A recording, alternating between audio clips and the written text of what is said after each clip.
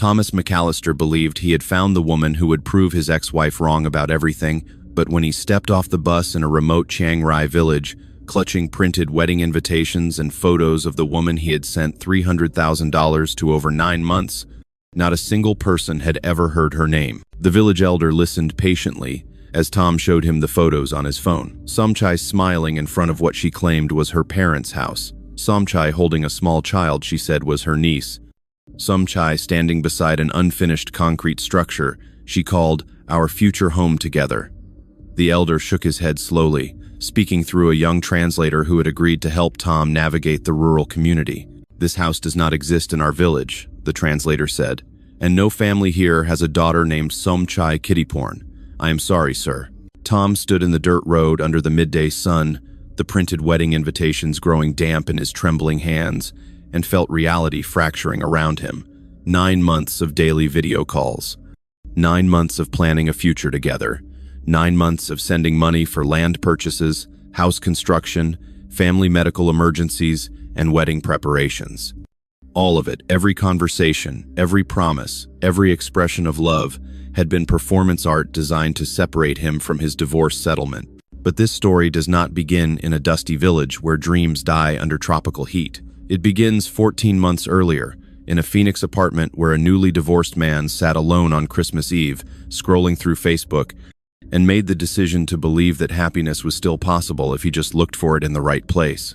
The divorce papers arrived on November 3rd, 2021, though the marriage had been dying for years before lawyers made it official. 28 years of shared history reduced to asset division, custody arrangements for their adult children's allegiances, and the final acknowledgement that Thomas McAllister and his wife Karen had become strangers, occupying the same address. Tom moved into a one-bedroom apartment in central Phoenix, taking with him clothes, a laptop, some books, and the bitter knowledge that Karen had been having an affair with her yoga instructor for the better part of 3 years. The betrayal stung less than the realization that he had not even noticed until their daughter Jessica told him, uncomfortable and crying, that everyone knew except him. At 58 years old, Tom found himself starting over with approximately $350,000 from the settlement, his half of the house sale, retirement account division, and savings they had accumulated through decades of modest living. Karen took her half and moved to Sedona with the yoga instructor. Tom took his half and moved into an apartment complex filled with other divorced men in various stages of rebuilding or deterioration. His job as a dispatcher for a regional trucking company provided structure, but not meaning. He had worked the same position for 32 years, coordinating routes and managing driver schedules with mechanical efficiency. The work paid adequately, but offered no fulfillment, no sense of accomplishment beyond getting trucks from point A to point B on schedule. His social circle had evaporated with the divorce. The couples they had socialized with chose Karen, or simply drifted away, uncomfortable with the disruption Tom's presence represented to their own precarious marriages. His 2 adult children, Jessica, 30, and Michael, 27, maintained dutiful contact but were absorbed in their own lives, their own families, their own carefully constructed distance from their parents' failures. Tom spent his evenings alone. He ate frozen dinners while watching cable news. He scrolled through social media, seeing former friends post photos of happy families, successful children, milestone anniversaries. He went to bed early and woke up exhausted, dragging himself through days that felt simultaneously endless and meaningless. By Christmas 2021, Tom had been divorced for 6 weeks and living alone for 3 months. The holiday arrived with particular cruelty. Jessica and Michael were spending it with Karen in Sedona, a decision they presented apologetically but firmly. Tom declined their half-hearted invitation to join them. He could not bear witnessing Karen's happiness with her new partner, could not stomach pretending everything was fine for his children's comfort. Christmas Eve found him in his apartment. A small artificial tree, blinking colored lights in the corner, a bottle of whiskey on the coffee table. He had no plans, no family gathering, no party invitations, no traditions except the ones that had died with his marriage. Tom opened Facebook, scrolling mindlessly through his feed. An ad appeared for a travel group called Thailand Adventures and Retirement. The images showed emerald jungles, ornate temples, smiling faces, pristine beaches. The caption read, Find your paradise. Find yourself. Find community with other travelers, seeking new beginnings in the land of smiles. Tom clicked. The group had over 15,000 members, mostly older Western men sharing photos of their lives in Thailand, discussing visa requirements, recommending cities and neighborhoods, celebrating their escapes from expensive, complicated, lonely Western existence. The posts painted Thailand as a place of possibility, affordability, beauty, and most significantly, welcome. One post caught his attention. A man in his 60s standing on a beach at sunset with a Thai woman who appeared to be in her 30s, both smiling widely. The caption read, "2 years ago I was divorced, broke, and hopeless in Ohio. Today I'm married to my soulmate, living in paradise, and happier than I've been in decades. Thailand gave me a second chance at life. Don't give up, brothers. Your happiness is out there." The post had 300 comments, mostly from other men sharing similar stories or expressing their desire to do the same. Tom read through them, feeling something stir that he had not felt in months. Hope. Not realistic hope, perhaps, but the desperate hope of a drowning man seeing what might be a life raft in the distance. He left his first comment in the group, "Just got divorced after 28 years. Feeling lost and wondering if starting over is even possible at 58. Thailand seems like a dream, but maybe that's what I need right now to believe in dreams again." The responses came quickly. Dozens of men welcomed him, assured him that starting over was absolutely possible, encouraged him to visit Thailand even just for a vacation to see if it resonated. Several suggested dating sites where he could meet Thai women interested in Western men. One comment stood out, "Brother, Thai women appreciate good men. They value loyalty, stability, family, everything Western women have forgotten. You'll find someone who sees your worth." Tom spent Christmas Eve reading through the Thailand group, watching videos of expat life, researching costs of living and visa requirements. By midnight, he had convinced himself of several things. Thailand was affordable enough that his settlement money could last years. The culture was welcoming to foreign retirees, and most importantly, Thai women were different from Karen. They were traditional, family-oriented, genuine in ways that Western women had supposedly abandoned. He recognized, even then, that this was fantasy construction, but fantasy felt better than the reality of his empty apartment and emptier future. Over the next 2 weeks, Tom became obsessed. He joined multiple Thailand-focused Facebook groups. He created a profile on Thai Cupid, a dating site specifically for connecting Western men with Thai women. He watched countless YouTube videos of expat couples, absorbing their narratives of transformation and redemption. His Thai Cupid profile was honest to the point of vulnerability. He posted recent photos of a man with graying hair, a slight paunch, tired eyes behind wire-rimmed glasses. He listed his age, his divorce status, his desire for a genuine relationship leading to marriage and family. He wrote, "I'm a good man who made a good partner and got betrayed anyway. I'm looking for someone who values loyalty and simple happiness. I want to build a life with someone who appreciates honesty and commitment. I'm ready to relocate and start fresh." The messages began within hours. Dozens of Thai women, mostly in their 20s and 30s, sent greetings ranging from simple "hello handsome" to lengthy introductions describing their lives, their families, their dreams.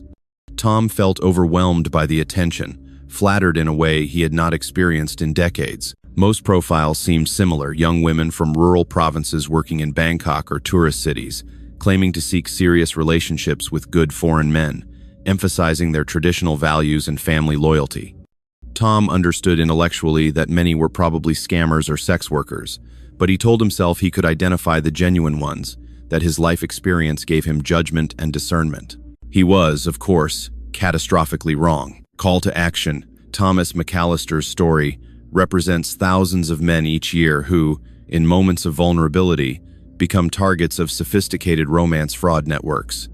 If this story resonates with you, subscribe to our channel for more investigative documentaries exposing the psychology behind love scams and the real human cost of loneliness exploitation. Understanding these tactics could protect you or someone you care about from similar devastation. Tom spent 3 weeks messaging various women on Thai Cupid, conducting what he thought of as a vetting process. He asked questions about their lives, their families, their intentions. He looked for red flags, requests for money, inconsistent stories, profiles that seemed too perfect. He convinced himself he was being cautious, analytical, protected by his natural skepticism. Most conversations fizzled within a few exchanges. The women lost interest when Tom did not immediately offer to send money or book flights to Thailand. A few conversations continued longer but felt transactional rather than genuine, the women clearly following scripts, pivoting every topic toward financial need or visa assistance. Then, on January 15, 2022, Tom posted a photo in the Thailand Adventures group, a sunset he had photographed from his apartment balcony, captioned, "Phoenix Sunset. Pretty, but I'm dreaming of Thai beaches and new beginnings." A comment appeared within minutes. "Beautiful photo. You have good eye for beauty.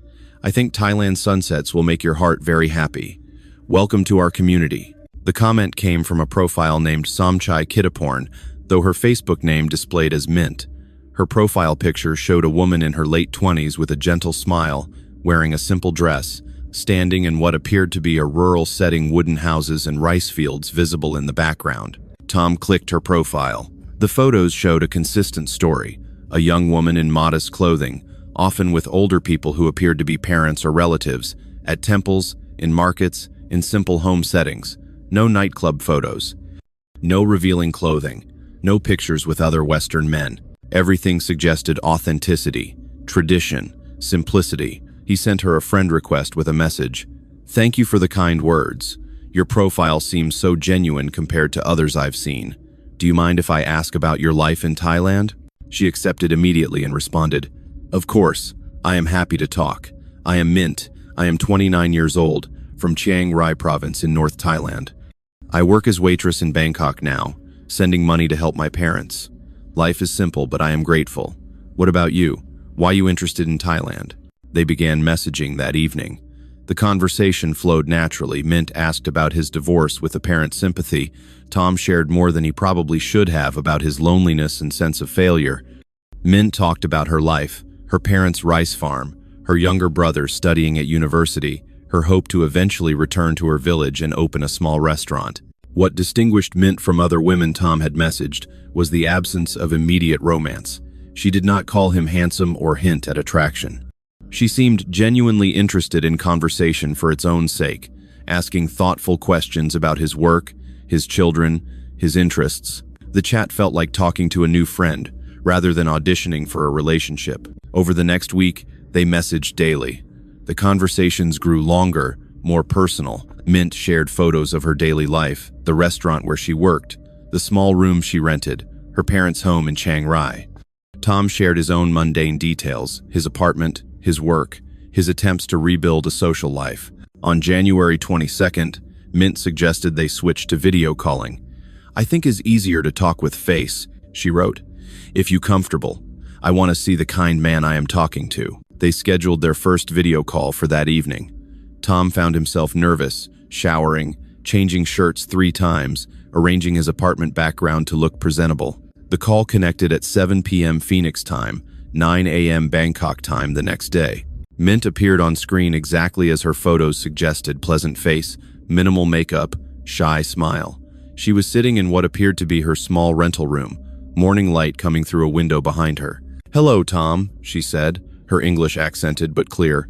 "I am happy to finally see you." "Hello, Mint. It's wonderful to meet you like this." The conversation was initially awkward, both of them adjusting to the video format, navigating minor audio delays, but gradually they relaxed. Mint asked to see his apartment, so Tom gave a tour via his phone camera. She showed him her simple room, a single bed, a small table, clothes hanging on a rack, everything neat and modest. "Not much," she said apologetically, "but is enough for me. I save most money for send to family." They talked for 90 minutes. Mint explained her family situation. Her father was 65 and could no longer work the rice fields effectively. Her mother had health problems. Her younger brother was the family's hope for a better future through education. Mint sent home 40,000 baht monthly, approximately $1,200, leaving little for herself. Tom found himself moved by her selflessness, her dedication to family, her lack of self-pity despite difficult circumstances. She seemed to embody everything the Thailand groups had described: traditional values, family loyalty, gratitude for simple things. At the end of the call, Mint said something that caught Tom off guard. "Tom, I want to tell you something. I am talking to you because you seem like good person, kind heart. I am not looking for sponsor or ATM machine like some Thai lady do. I want genuine friendship, maybe more if we connect truly. But I understand if you want to talk to other lady also. I just want you to know my heart is sincere. This disclaimer, which Tom interpreted as honesty and integrity, was actually a crucial element of the scam, positioning herself as different from other Thai women, preemptively addressing his skepticism, establishing herself as the exception rather than the rule. They began video calling daily. The conversations stretched longer, 2 hours, then 3, then entire evenings. Tom found himself structuring his day around their calls, rushing home from work to talk to Mint, canceling other plans to ensure he did not miss their connection. Mint introduced gradual escalations in intimacy and commitment. After 2 weeks of daily calls, she started calling him "my Tom" in messages. After 3 weeks, she mentioned telling her mother about "the kind American man I am talking to." After 4 weeks, she used the word husband casually. "Maybe someday you will be my husband and I will cook Thai food for you every day." Tom felt simultaneously thrilled and terrified by the pace, but Mint always framed it as natural, cultural, normal in Thai relationships. "In Thailand, when we know someone is a good person, we don't play games," she explained. "Western people date many years before commit. Thai people know quickly if someone is right. I feel you are right for me, but only if you feel same. No pressure." The no pressure framing was, of course, intense psychological pressure, suggesting that hesitation meant he did not feel what she felt, that doubt was rejection, that her certainty deserved reciprocation. By mid-February, less than a month after their first message exchange, Tom found himself saying things he had not expected to say so soon. "I think I'm falling in love with you, Mint. This feels real and right in a way nothing has in years." Mint's face on the video screen showed what appeared to be genuine emotion, tears forming in her eyes. "I feel same, Tom. I know is fast, but my heart know you are a good man. I want to be with you. I want to be your wife and make you happy." They began planning hypothetically. Mint suggested Tom visit Thailand to meet her and her family. Tom agreed immediately, but wanted to wait a few months to save money and arrange time off work. Mint seemed understanding, but mentioned that her parents were eager to meet the man who makes their daughter smile again. In early March, Mint introduced the first financial element. Her mother needed minor surgery, something related to her stomach, nothing life-threatening but requiring private hospital care that the family could not afford. The cost was 60,000 baht, approximately $1,800. Public hospital had a 6-month waiting list. Private hospital could schedule within days. "I am so sorry to tell you this problem," Mint said during their video call, visibly distressed. "I know it's not your responsibility. I will find way. Maybe borrow from someone. I just feel sad because my mother suffer while I work hard, but cannot help fast enough." Tom did not hesitate. "I'll send the money. Your mother shouldn't suffer because of money." "No, Tom, I cannot accept. It's too much. We just know each other short time. Mint, if we're going to be together, your family is my family. Let me help." After token resistance, Mint provided details for Western Union transfer. Tom sent $2,000 that afternoon, adding a bit extra to cover any additional medical needs. Mint's gratitude was overwhelming, multiple messages thanking him. A video call where she cried and called him her hero. A voice message from her mother, speaking Thai, translated by Mint, blessing him and thanking him for his generosity. The dynamic shifted after that transaction. Mint began sharing more problems, not immediately, but gradually over the following weeks. Her brother needed money for school supplies. The family's water pump broke. Her father needed new medication. Each request was modest, $300 here, $500 there, and always presented with reluctance and gratitude. Tom sent money each time, rationalizing it as investment in their future together, as helping his future family, as demonstrating his commitment and capability. The amounts seemed insignificant against his divorce settlement. What was a few $1,000s compared to building a life with someone who actually appreciated him? By April, Tom had sent approximately $8,000 for various family emergencies. He never questioned whether these emergencies were real. Mint provided what seemed like proof photos of her mother at the hospital, receipts for repairs, images of her brother's school documents. Everything appeared authentic because everything was carefully staged to appear authentic. In mid-April, Mint raised a larger proposition. She wanted to return to Chiang Rai permanently, leave Bangkok's expensive stress, be near her parents as they aged. But to make this viable, she needed to establish a business, a small restaurant or food stall that could generate income. The cost to start such a business was approximately 300,000 baht, roughly $9,000, covering equipment, initial inventory, permits, and small structure construction. "I know is big money," Mint said during their video call. "I'm not asking you to give, but maybe you could lend? I will pay back slowly from restaurant profit. This way we can build future together in my village, peaceful life, away from city chaos." Tom saw opportunity rather than warning sign. If Mint established a business in Chiang Rai, he could move there, be part of building something together, integrate into her family and community. It aligned perfectly with his fantasy of simple life in rural Thailand. "You don't need to pay me back," Tom said. "Consider it our investment in our future. I want you to have your dream." He wired $10,000 to her bank account, adding extra for unexpected costs.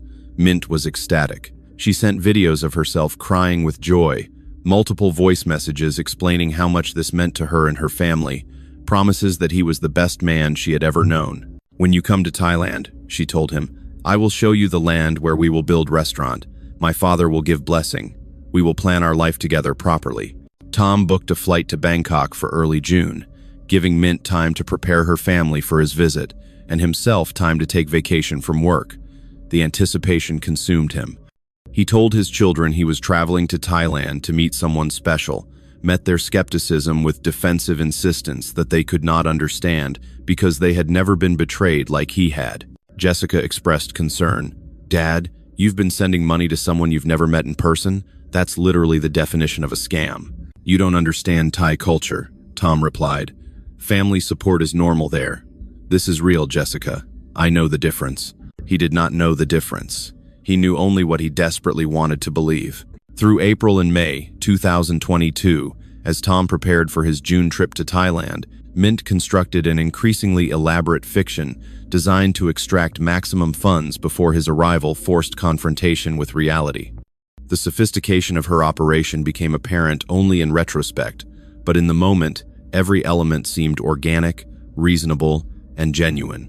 Mint introduced Tom to her parents via video call.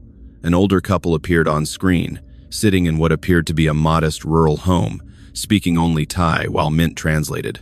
The woman, supposedly Mint's mother, smiled warmly and spoke at length, Mint translating her words as blessings for Tom, gratitude for his kindness, excitement about welcoming him to their family. The man, supposedly Mint's father, was more reserved but shook Tom's hand through the screen in a gesture of respect. He spoke briefly, Mint translating that he trusted Tom to care for his daughter, that he looked forward to meeting him properly in June, that Tom was already considered family. Tom was deeply moved by this interaction. The parents seemed real, authentic, exactly what he imagined rural Thai farming family would be.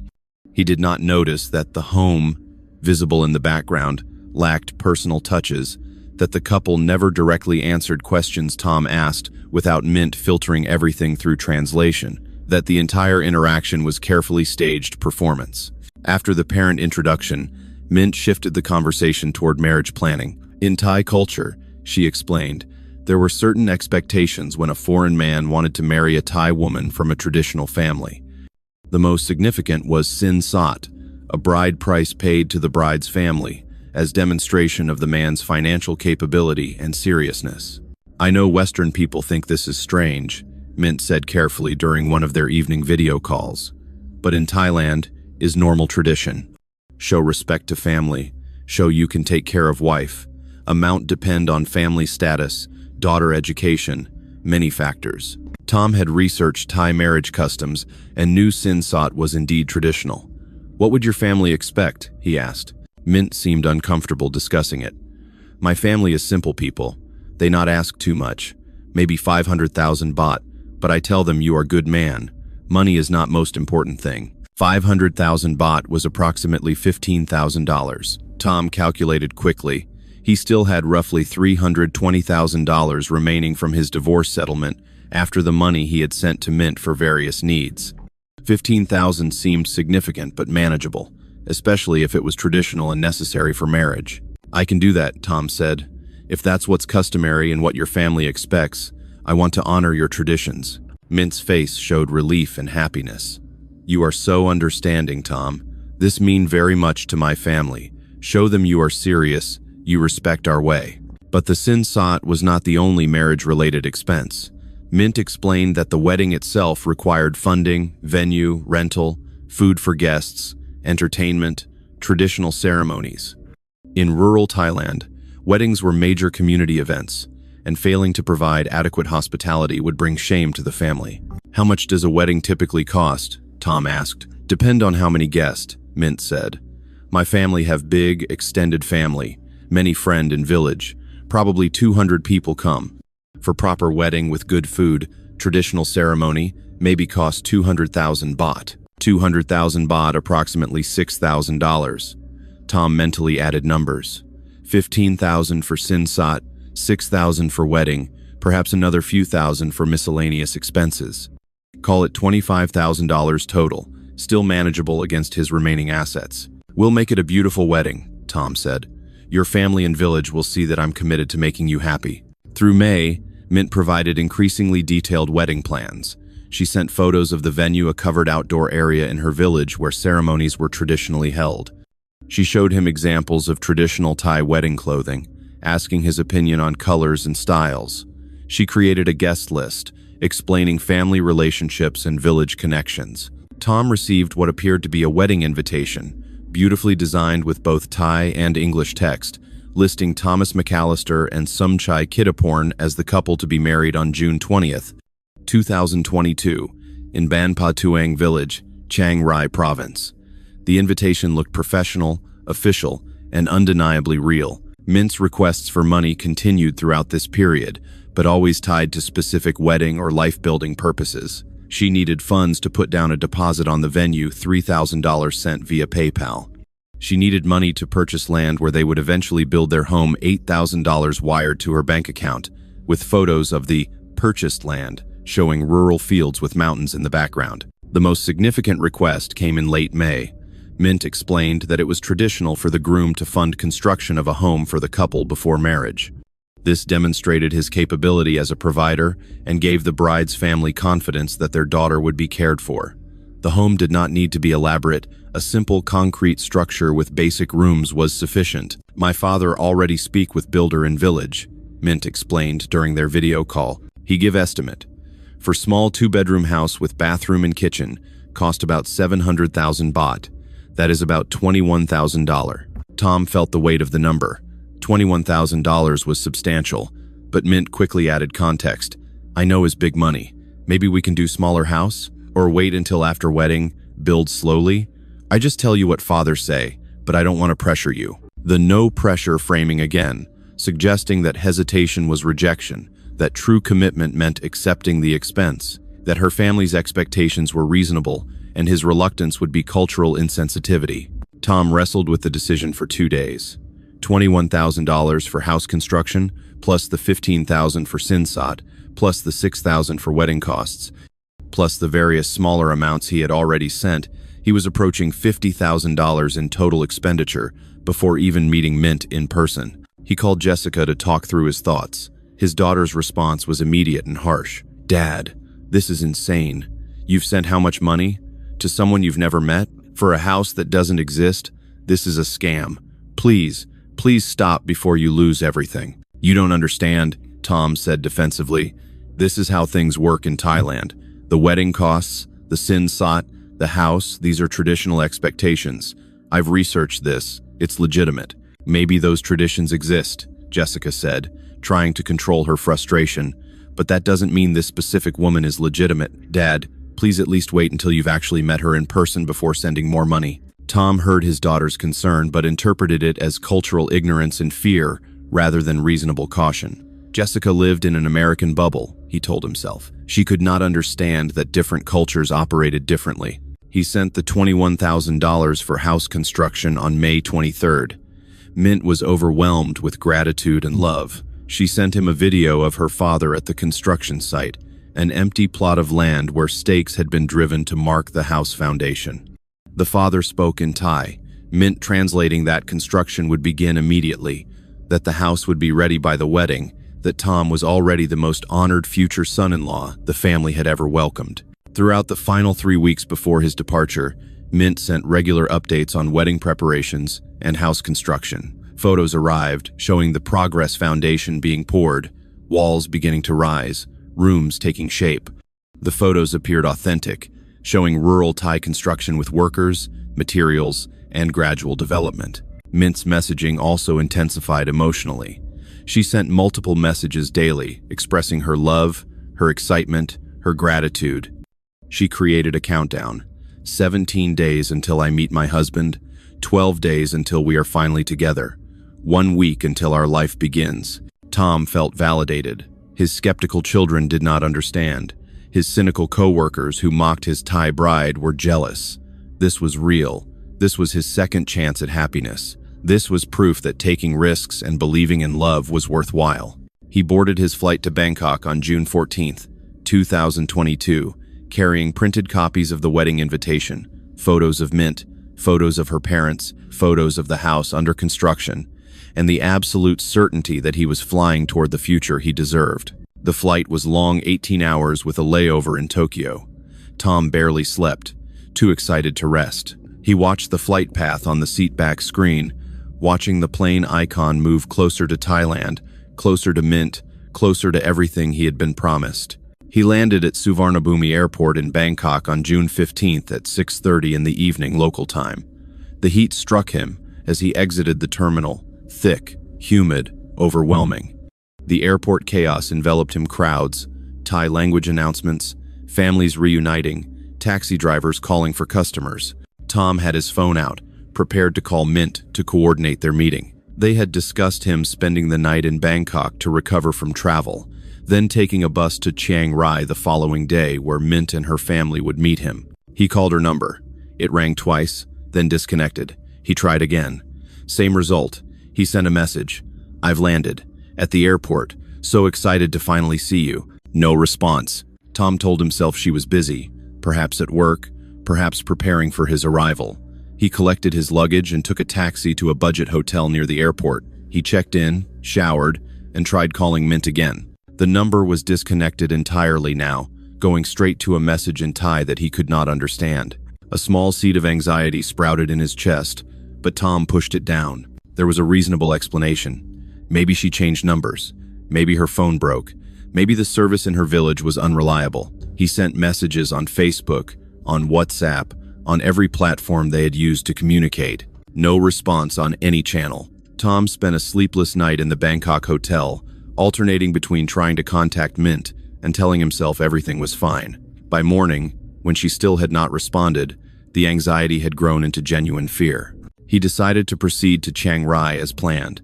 Perhaps she was already there, waiting at the village, and simply had phone problems. The wedding invitation listed the village name Ban Pa Tueng. He could get there and find her. Tom took a bus from Bangkok to Chiang Rai, a 12-hour journey through Thailand's changing landscape.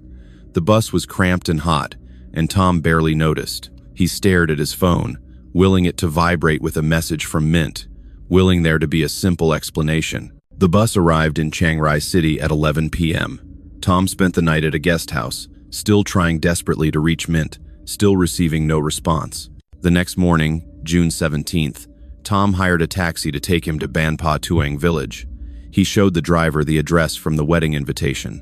The driver nodded, seeming to understand the location. They drove for 45 minutes through increasingly rural landscape rice fields, small villages, mountains in the distance.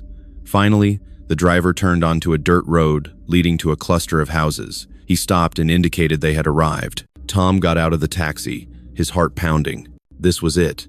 He would find Mint's parents' house. There would be an explanation for the communication silence, and everything would be fine. He approached the nearest house, where an elderly woman was sitting on a wooden porch. He showed her a photo of Mint on his phone and asked, "Somchai? Somchai Kittaporn?" The woman looked confused and shook her head, speaking Thai that Tom could not understand. Tom tried several other houses with the same result. No one recognized the photo. No one knew anyone named Somchai Kittaporn. A young man who spoke limited English tried to help, translating Tom's questions to various villagers. The answer was consistent: no one had ever heard of her. Tom showed them the photos of the house under construction. "Does this exist in the village?" The young translator shook his head. "No house like this being built here." Tom showed them the wedding invitation with the venue location. The translator consulted with village elders. "This venue exists in different village, maybe 20 kilometers away, but no wedding scheduled there for Western man and local woman. I can ask." They drove to the other village. Same result. No one knew Mint. No wedding was planned. The venue listed on the invitation existed but had no booking for June 20th. Tom stood in the dirt road under the merciless sun, the printed wedding invitations growing damp in his hands, and felt his reality crumbling. A village elder, through the young translator, looked at Tom with pity and said something in Thai. "He say," the translator explained gently, "this is common scam targeting foreign men.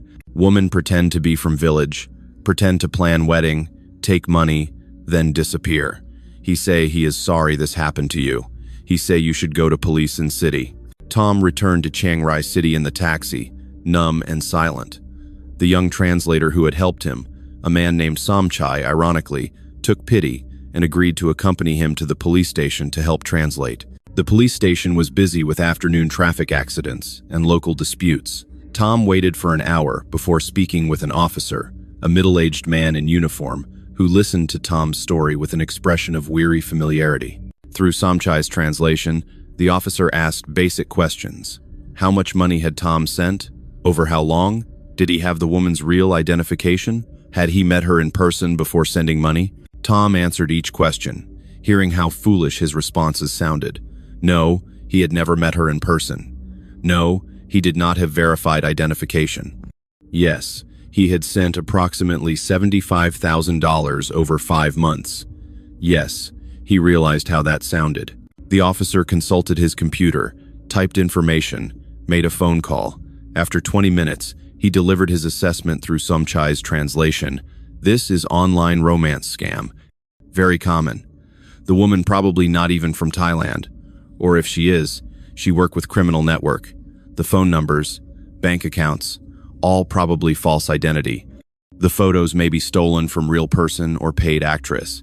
Very difficult to investigate because trail is designed to disappear. Tom felt his chest tighten. Can you do anything? Can you investigate? The officer's response, filtered through translation, was brutally honest. Sir, we receive many reports like this every month. Foreign man send money to Thai woman he never meet. Woman disappear. We file report, send to cybercrime division, but recovery is almost never possible. Money already moved through many accounts, probably already spent or sent out of country, and without real identity, no suspect to investigate. But I have photos of her, videos, conversations. Photos can be anyone. Videos can be anyone. Conversation is not crime. Asking for money is not illegal if you choose to send.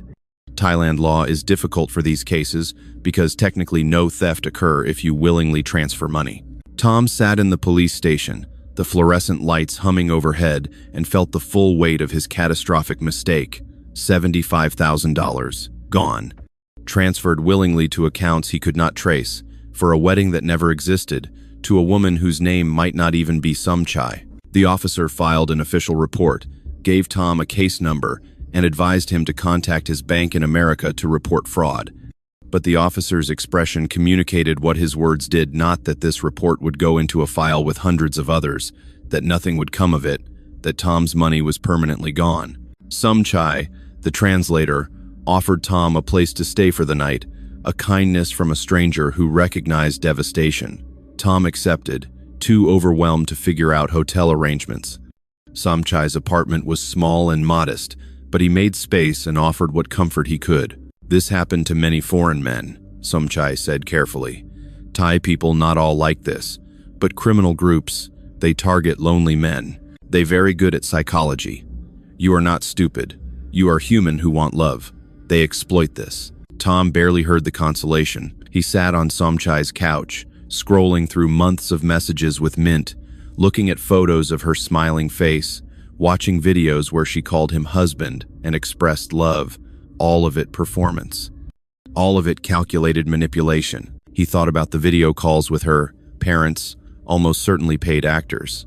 He thought about the construction photos, probably stock images, or photos of some random building project. He thought about the wedding invitation easily created with graphic design software and fake information. Every element that had convinced him of authenticity was revealed as simple prop in an elaborate theatrical production designed to extract his money. Tom spent 3 more days in Chiang Rai, partly because changing his flight required fees he could barely afford now, partly because he could not face returning to America and admitting what had happened. Somchai showed him around the city, trying to help him see some beauty in Thailand despite his trauma. But Tom could not appreciate anything. Every smiling Thai woman he saw might be a scammer. Every beautiful temple might house criminals.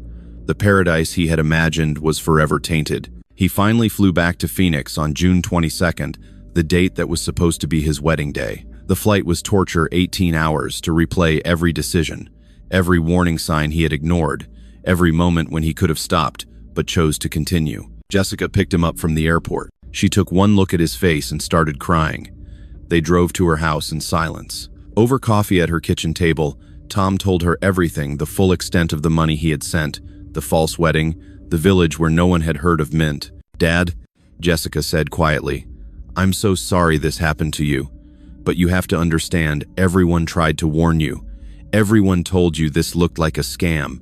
You chose not to listen." "I know," Tom said, his voice barely audible. "I know. How much money do you have left?" Tom had done the calculation on the plane. After sending $75,000 to Mint, paying for flights, hotels, and miscellaneous expenses, he had approximately $260,000 remaining from his divorce settlement.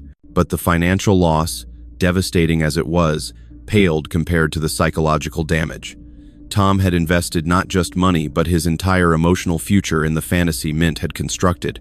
He had told himself, his children, his co-workers, that this was real, that he had found love, that he was starting over. The humiliation of being catastrophically wrong felt more crushing than the money loss. Tom returned to his Phoenix apartment and his dispatcher job at the trucking company. Everything looked the same, but nothing felt the same.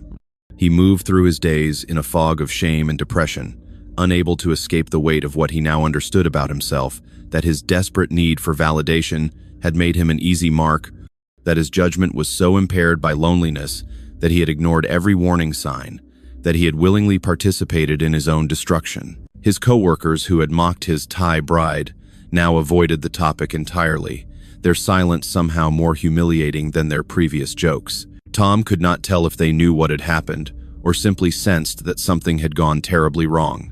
His children checked on him regularly, their concern mixed with frustration. Jessica visited weekly, helping him organize his finances and insisting he see a therapist.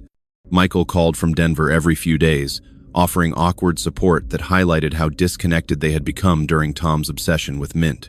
Tom did eventually see a therapist, a woman in her 50s who specialized in fraud victims. She explained that romance scams targeted specific psychological vulnerabilities: loneliness, recent loss, desire for validation, fear of aging alone. The scammers were professionals who studied psychology and emotional manipulation the way surgeons studied anatomy. "You're not uniquely foolish," the therapist told him.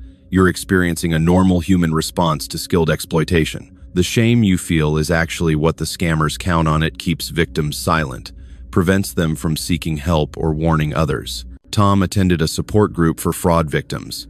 He sat in a circle with 15 other people, mostly men, mostly over 50, all of whom had lost significant money to romance scams. Some lost more than Tom, some less, but the emotional devastation was uniform. A man named Robert, who had lost $600,000 to a Thai woman who claimed to be building them a home in Pattaya, shared his story. A woman named Patricia, who had sent $80,000 to a Nigerian man who claimed to be an oil engineer trapped in a foreign country, cried as she described her humiliation. Tom found small comfort in not being alone, but the support group also highlighted the scale of the problem. Thousands of people each year falling victim to these scams, billions of dollars extracted through emotional manipulation, and virtually no prosecution or recovery. In August 2022, 2 months after returning from Thailand, Tom received an email from an unfamiliar address. The subject line read, "From Mint, I am sorry." Tom's hands shook as he opened it. The message was brief. Dear Tom, I know you hate me. I understand.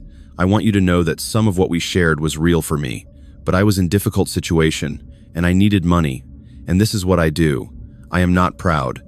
I hope someday you can forgive me. Not for me, but for yourself. I am sorry for hurt I caused. Please do not try to find me. It will not help. Mint.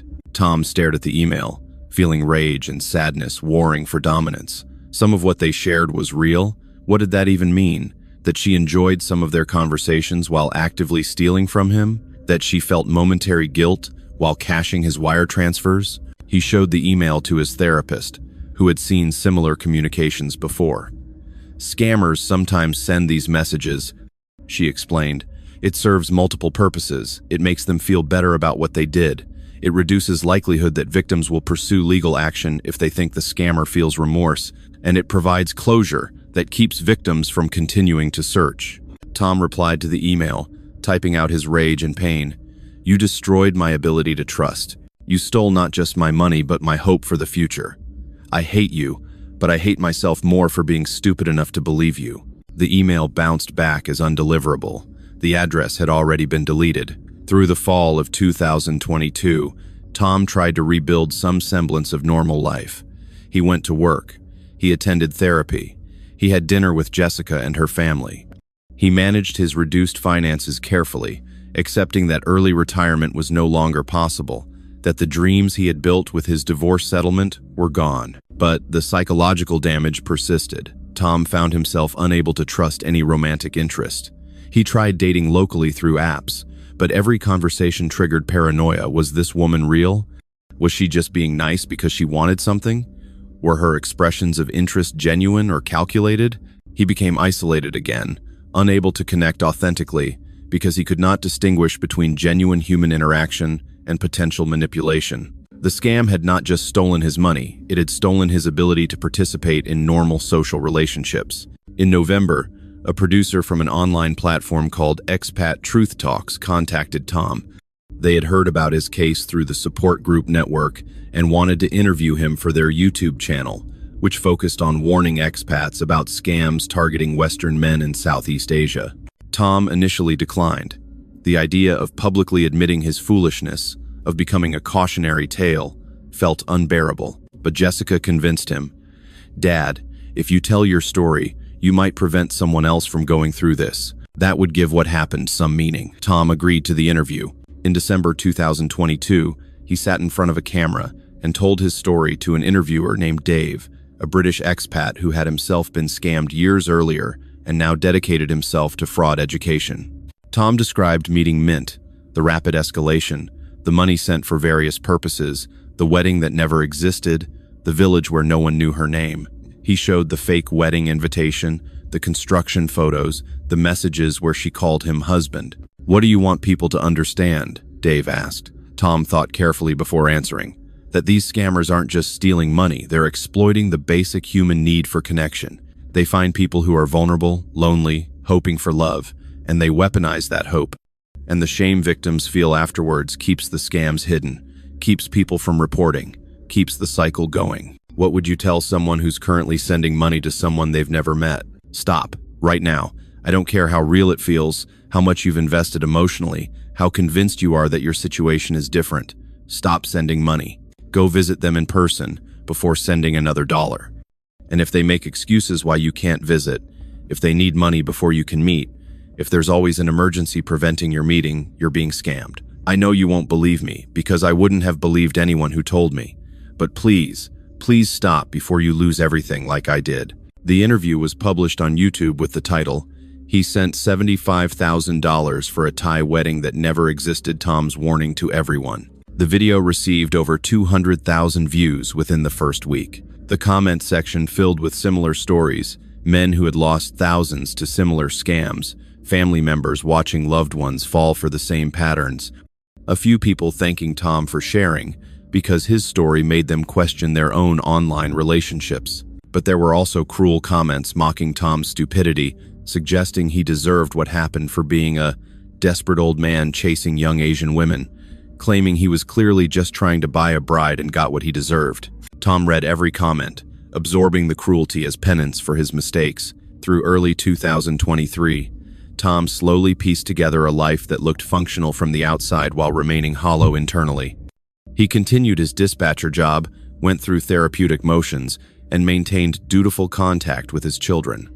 But the fundamental damage persisted. He had lost, not just money, but his capacity to hope, his ability to trust, his belief that happiness was possible for him. His financial situation stabilized at a reduced level.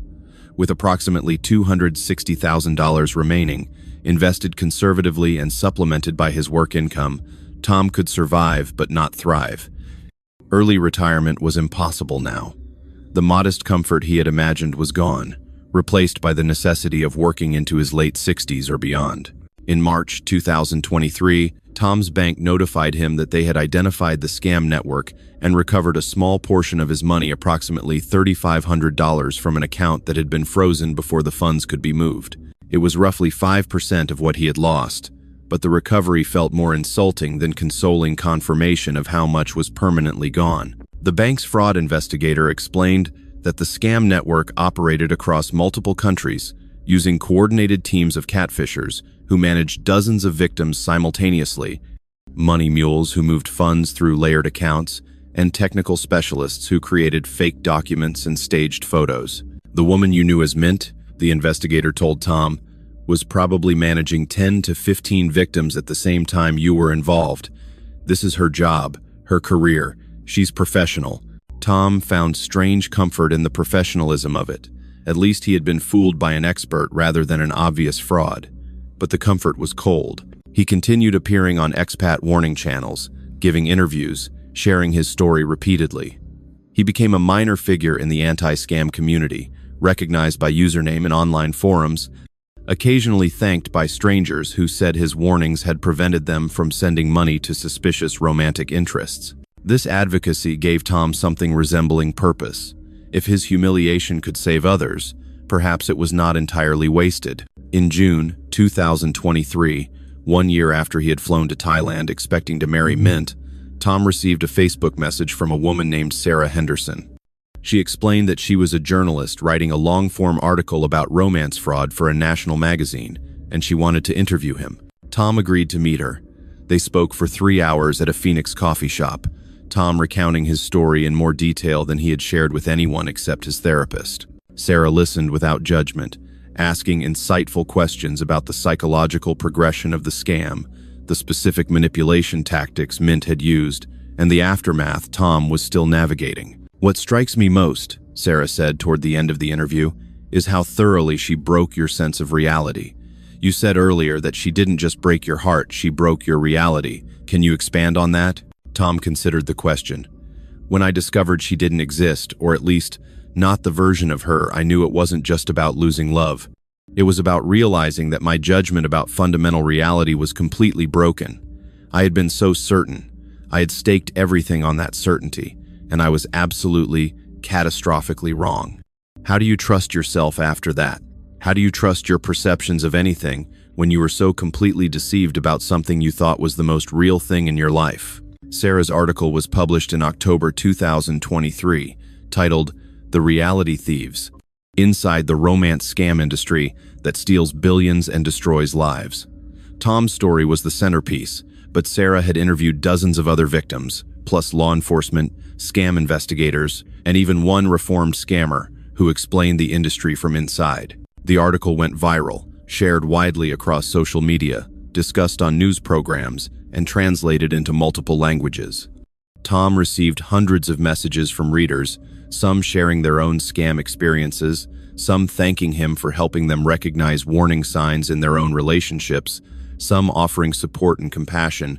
A few messages stood out. One from a man named James in London. "I was 3 days from wiring £20,000 to a woman I'd been talking to for 6 months.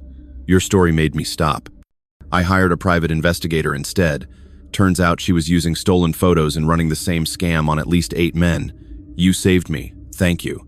Another from a woman named Maria in Texas. "My father was sending money to a Thai woman for a year. We couldn't convince him it was fake. I sent him your article. He finally listened. He's devastated, but at least he stopped before losing everything.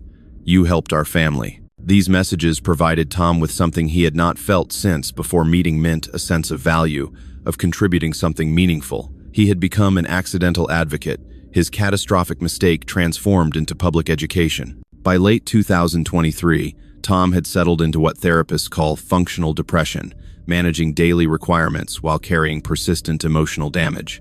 He worked his dispatcher job, attended support groups, gave occasional interviews, and maintained surface-level relationships with family and acquaintances. But beneath the functional exterior, he remained fundamentally broken. His relationship with his children improved slightly through shared experience. Jessica, initially angry at his foolishness, had softened into protective concern. Michael, always more distant, made more effort to stay connected. Both understood that their father had been wounded in ways that would never fully heal. Tom never attempted another romantic relationship. The trauma was too deep, the paranoia too ingrained. He attended his children's family events alone, watched other couples with detachment, and accepted that companionship was probably not going to be part of his future. In December 2023, Tom received an unexpected email from the Thai police. The cybercrime division had identified a suspect matching the description and methods of Mint, a woman named Siraporn Nakam, age 32, who had been arrested in Bangkok for running a romance scam network targeting foreign men. The email included a photo. Tom stared at the image, a woman who might have been Mint, though she looked harder, older, and wearier than the person he remembered from video calls. But identification was uncertain. The lighting was different. The expression was different. The woman in the photo could be Mint or could be a completely different person. The email explained that Siraporn had been prosecuted under Thai law and sentenced to 3 years in prison. However, recovering funds was not possible as the money had been distributed across the criminal network and spent long ago. The email offered Tom the opportunity to provide a victim impact statement for the court record.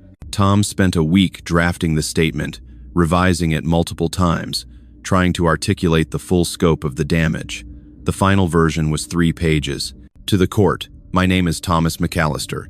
I am 59 years old, from Phoenix, Arizona, United States. In January 2022, I began communicating with a woman who called herself Somchai Mint Kidaporn.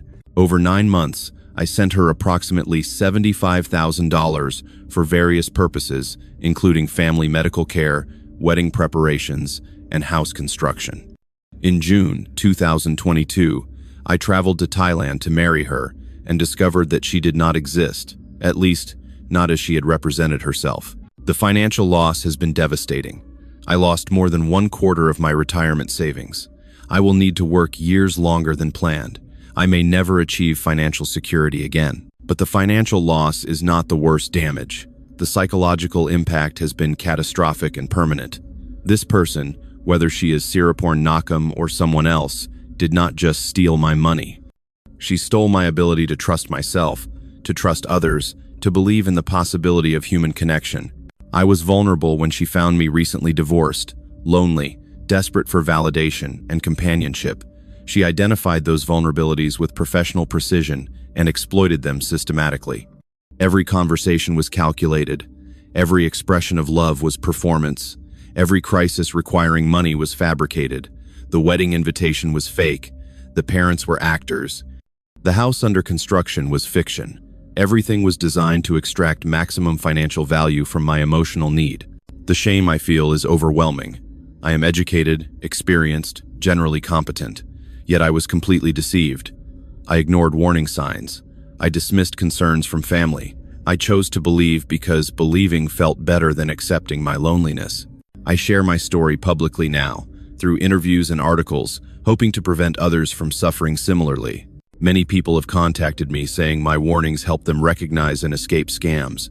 This provides some meaning to my experience. But I will never fully recover. I will never trust romantic interest from anyone. I will never believe in the possibility of authentic connection without suspecting manipulation.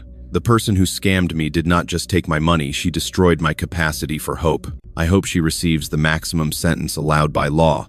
I hope her imprisonment prevents her from destroying other lives. But mostly, I hope that sharing my experience helps create a world where fewer people are victimized by this kind of psychological warfare disguised as romance.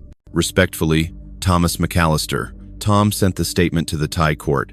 He never received confirmation that it was read or considered. He never knew if Sirapur Nakam was actually mint. The closure he sought remained elusive. By mid-2024, 2.5 years after the scam, Tom had become a recognizable figure in the online anti-fraud community. His YouTube interview had been viewed over 800,000 times. The magazine article featuring his story had won a journalism award.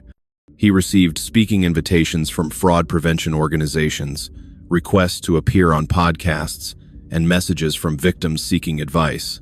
Tom accepted most of these opportunities. Speaking about his experience remained painful, but the pain felt purposeful. Each interview potentially saved someone from his fate. Each article reached people who might recognize warning signs in their own lives. He developed a standard presentation for anti-fraud events, covering the psychology of romance scams, the specific tactics scammers use, the warning signs victims should recognize, and most importantly, the importance of breaking shame and seeking help. The scammers depend on shame, Tom would explain in these presentations. They know victims won't report immediately because the embarrassment is too crushing. That silence protects them and allows them to continue victimizing others. Breaking that silence, accepting that being scammed doesn't mean you're stupid, it means you're human, is how we fight back. He maintained active presence in online support groups, offering advice to newly scammed victims, helping people navigate the aftermath, providing the compassion he wished someone had given him. He became a mentor figure to others, struggling with post-scam trauma. In August 2024, Tom received an invitation to testify before a congressional committee investigating international romance fraud. The committee was exploring potential legislation to improve victim support, increase international cooperation in prosecution, and mandate clearer warnings on dating platforms. Tom flew to Washington and testified for 15 minutes, summarizing his experience and recommending specific policy changes. His testimony was covered by several news outlets, bringing additional attention to the scale of romance scam victimization. "How many people do you estimate fall victim to these scams annually?" a congresswoman asked him. "Based on FBI data and support group networks," Tom responded, "probably tens of thousands of Americans each year lose money to romance scams, totaling over $500 million annually. But those are just reported cases. Most victims never report due to shame. The actual numbers are likely much higher." And recovery rates? Essentially zero. Less than 5% of funds are ever recovered. The money moves too quickly through too many accounts across multiple jurisdictions. Once it's sent, it's gone. What would help prevent these crimes? Tom had prepared for this question. 3 things. First, mandatory fraud warnings on dating platforms, similar to gambling addiction warnings. Second, international task forces with authority to prosecute across borders.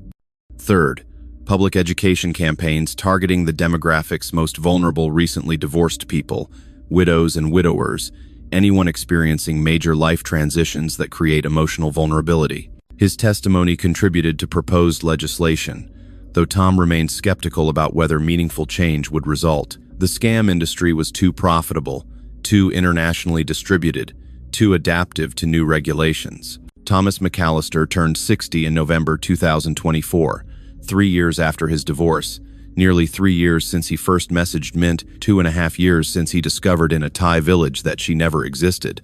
He marked the birthday quietly at dinner with Jessica and her family, grateful for their presence, while acutely aware of the isolation that remained his constant companion. He still works as a dispatcher at the trucking company, planning to continue until at least 67, when his reduced retirement savings combined with Social Security will allow modest survival. The financial security he once expected is gone, replaced by the necessity of continued work and careful budgeting. He never recovered any significant portion of the $75,000 sent to Mint. The $3,500 the bank recovered remains the only funds returned. The rest money meant to build a future, to demonstrate commitment, to prove his worth was absorbed into criminal networks and disappeared. Tom has not attempted another romantic relationship. The few times women have expressed interest, he has politely declined, unable to distinguish between genuine attraction and potential manipulation. The scam destroyed not just his relationship with Mint, but his capacity for any relationship. He has accepted, with his therapist's help, that he may remain alone for the rest of his life. But he has found purpose in advocacy. He continues giving interviews, writing articles, speaking at events, and mentoring scam victims through their recovery. He maintains an active presence in online support communities, offering the guidance he wished he had received. He estimates his public warnings have helped prevent at least 50 people from sending money to suspected scams, based on messages from people who recognized warning signs after hearing his story. The magazine article featuring his experience is now used in fraud prevention training. His congressional testimony contributed to proposed legislation. His YouTube interview is shown in senior centers and expat orientation programs. His catastrophic mistake has become educational material, his pain transformed into protection for others. When asked if he regrets moving forward with Mint despite warning signs, Tom's answer is nuanced. "I regret not listening to my daughter. I regret ignoring obvious red flags. I regret letting desperation override judgment. But I don't regret trying to find love again after divorce. That wasn't the mistake. The mistake was believing I could skip caution because I wanted so desperately for the fantasy to be real." On difficult days, Tom still looks at old messages from Mint, torturing himself with memories of conversations that seemed real but were performance. He studies the fake wedding invitation, the construction photos, the images of parents who were probably actors hired for an hour. He tries to identify the moment when he could have stopped, should have known, might have saved himself. His therapist has worked with him to reframe this self-torture as grief, not for Mint, who never existed as he knew her, but for the future he believed was possible, for his own judgment that proved so fallible, for the hope that was weaponized against him. Tom's closing words in interviews remain consistent. "She didn't break my heart, she broke my reality. I thought I knew what was real, what was authentic, what was love. I was wrong about all of it. And that wrongness, that fundamental misperception of reality, is what I can't fully recover from. The money is gone, and that hurts. But the ability to trust my own judgment about reality, that loss is permanent." He continues living in his Phoenix apartment, working his dispatcher job, attending support groups, giving warnings, and existing in the shadow of a dream that turned out to be a calculated illusion designed to extract his savings and his soul. 3 years later, Thomas McAllister survives. He functions. He helps others. He has transformed catastrophic victimization into purpose. But he does not heal. Some wounds, he has learned, do not close. They simply become part of who you are, permanent scars that ache in cold weather, that remind you constantly of the moment you believed in something beautiful and discovered it was designed specifically to destroy you. His final message to anyone considering sending money to someone they have never met in person: stop, right now. I know you think your situation is different. I know you're certain this person is real. I know you've invested emotionally, and turning back feels like giving up on love itself. But please go visit them first. Meet them in person. If they're real, they'll welcome it. If they're not, they'll make excuses. And if they make excuses, you'll know I was right. You'll thank yourself for listening. Don't be me. Don't lose everything because you wanted so desperately to believe that someone out there could love you. Real love doesn't require $75,000 before you meet face to face. The paradise Tom sought, the loving Thai bride, the village wedding, the simple happy life was an illusion engineered specifically for his destruction. But from that destruction, he built something real, a voice that warns others, a presence that offers support, a testimony that might prevent the next lonely person from walking the same devastating path. It is not the future Thomas McAllister wanted, but it is the future he has, and he honors the lives he saves with the life he lost.